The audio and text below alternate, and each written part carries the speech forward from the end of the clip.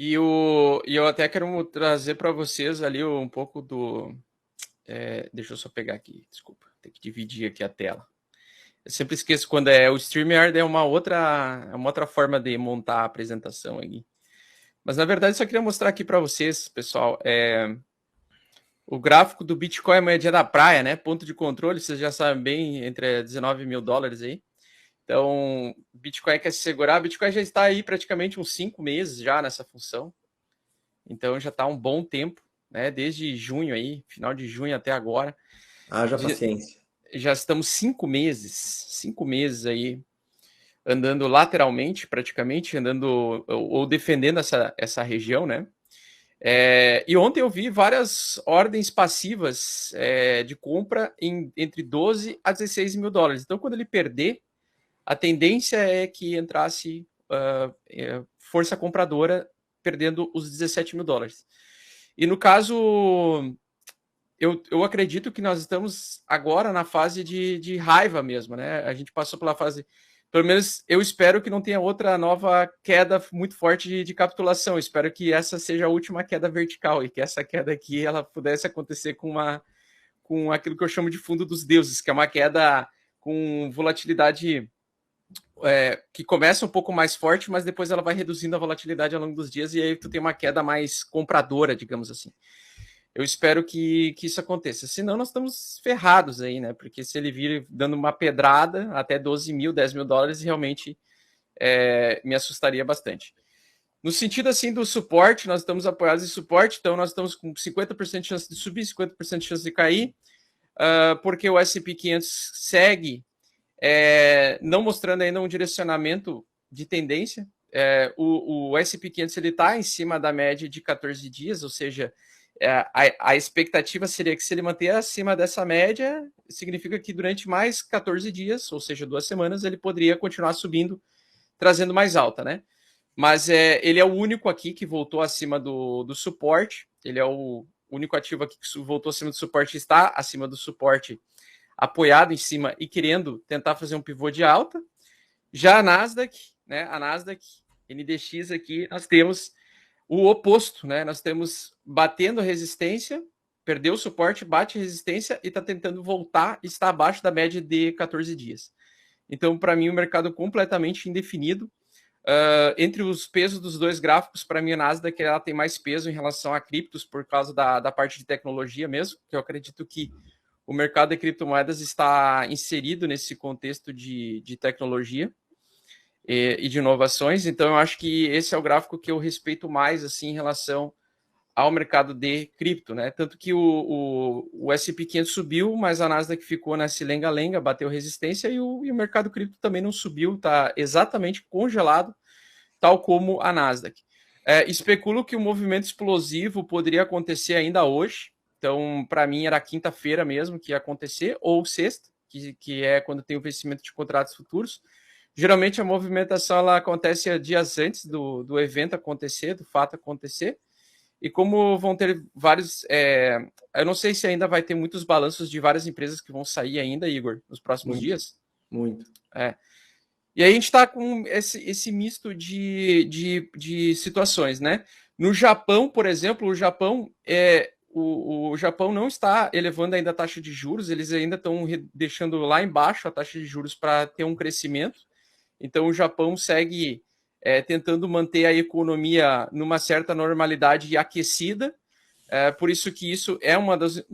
O iene japonês lá é um dos que faz parte do cesto contra o dólar, né, o DXY, que está motivando essa alta do dólar também. Então, eles mantendo a taxa lá embaixo, o iene acaba perdendo bastante valor em dólar, e a China também. Então, nós temos o cesto de ativos aí do dólar. Deixa eu até dar uma olhada aí do dólar agora.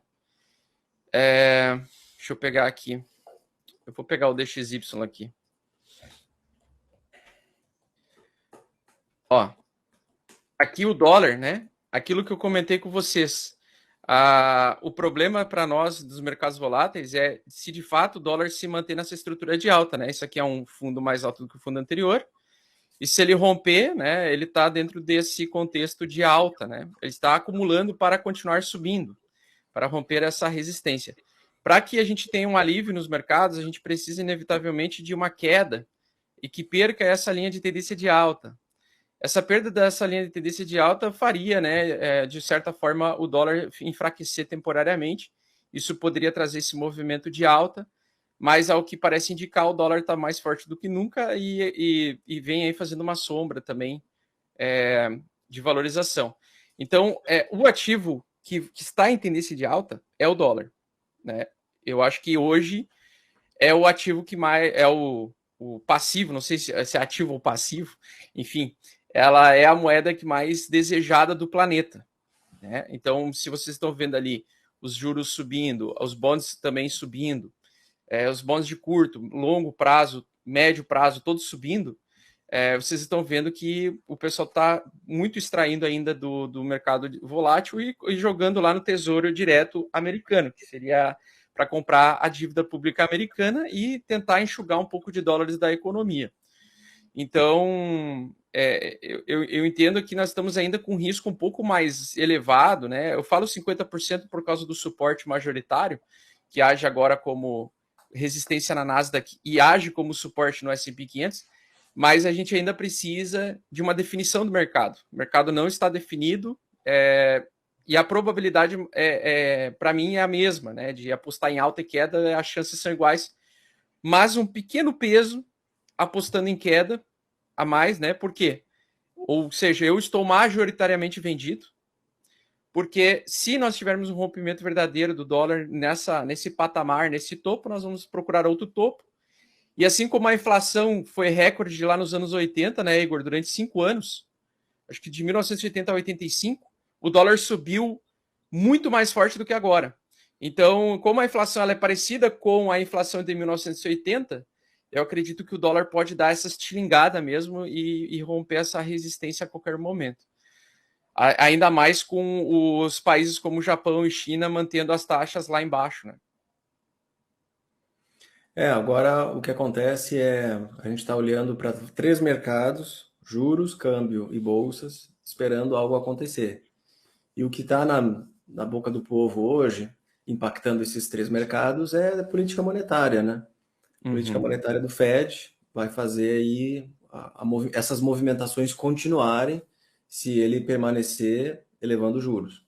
Então, agora, nós podemos ver nos próximos 2 meses, até o fim do ano, se a inflação americana realmente atingiu o topo e é para começar a cair, bom, aí a gente pode fazer vários trades no mercado, muita coisa, em juros, em câmbio e em bolsa. Tá? Até comentei com a galera do Membros ontem que tem uma ETF chamada TLT, que pode dar uma grande oportunidade de investimento, investindo em renda fixa, mais baixo risco, que é mais volátil. São os títulos mais longos da dívida do governo americano. Esse ativo é uma ETF que está caindo, acho que é 60% nesse ano. Tá? Você comprou renda fixa dos Estados Unidos, você não queria perder dinheiro, você está perdendo 60%. Caralho. Voltou para níveis de 2011, 2010, 2011. Tá? Então imagina, são aí 10, 11 anos que você não ganhou absolutamente nada. Caralho. E agora vai depender da política monetária, vai depender da inflação, vai depender do crescimento, né? São todos os indicadores que para nós fazem todo sentido acompanhar agora. Só que essa semana que vem não tem quase nada. Então nós vamos ficar aí esperando. Sim. Não tem o que fazer. Eu espero que ele tenha um rompimento hoje ou amanhã. Tá? Que é geralmente o fechamento da terceira semana do mês é geralmente explosivo. Principalmente depois do dia 15, né? Diante ali, o mercado geralmente começa a ser um pouco mais definitivo.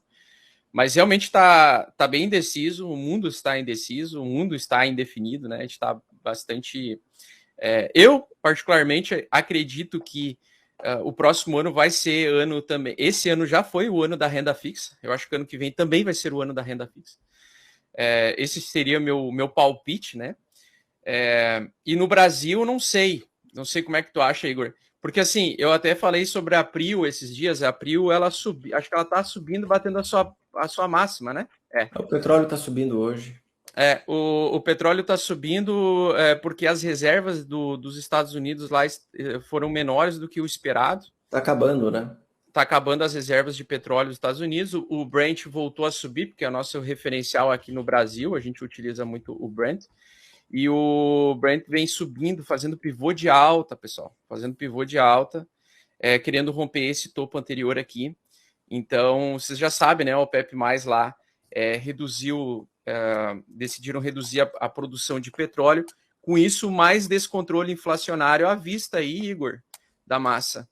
Então, eu acho que isso aumenta um pouco a nossa probabilidade de queda nos mercados mais de cripto, né? Você diz o petróleo? O petróleo subindo vai interferir na inflação? Pois é, então, a gente achava que o petróleo era um problema resolvido, né? Que ele ia cair, precificando a recessão no mundo, a desaceleração das economias. É natural, no fim de um ciclo de crescimento, no fim de um ciclo de expansão, isso até eu explico no curso, é muito técnico, é muito legal. Fim de um ciclo de crescimento, você tem um juros cada vez mais alto para controlar a inflação, isso desacelera o mercado de commodities, né? Principalmente de economias, quando as economias grandes e poderosas, que são influentes na atividade mundial, estão no fim de um processo de crescimento econômico. Sobe a taxa de juros, isso esfria o mercado de commodities. Só que hoje, a gente está vendo um problema de oferta, né? Então, essa queda na oferta, obviamente, mantém o preço elevado, mesmo com a política monetária mais restritiva. Enfim, eu acredito que a inflação, o petróleo pode voltar a incomodar a inflação, tá? Infelizmente, isso pode acontecer. E aí, dessa forma, tem que acompanhar como que o petróleo vai impactar no CPI, no IPCA, em várias coisas. Tem que acompanhar demais. E aqui no Brasil, o que eu tenho percebido é que eu acho que tem grandes oportunidades em renda fixa para a galera que gosta do pré-fixado, porque a nossa inflação tem sido bem, bem fraca. É uma deflação persistente, né? O pessoal vai dizer, pô, mas isso foi só porque o Bolsonaro cortou o ICMS. O problema é o seguinte, as pessoas elas não analisam os dados a fundo, elas olham só a manchete e provavelmente devem assistir depois CNN, né? A questão é que a inflação do Brasil, algumas categorias já estão desacelerando bastante. Eu gostei especialmente de alimentação. A alimentação impacta a vida de todo brasileiro e não tem nada a ver com os cortes do ICMS. É porque provavelmente já tem, claro, uma queda das commodities de alimentos, né, alimentícias, mas também tem a questão de que com a queda do combustível, você tira pressão sobre as cadeias produtivas, sobre o transporte, logística desses produtos. Então, uma coisa vai afetando a outra, né? Então, a inflação do Brasil me parece que deu uma desacelerada boa e podemos ver aí cortes um pouco mais cedo no ano que vem, certo?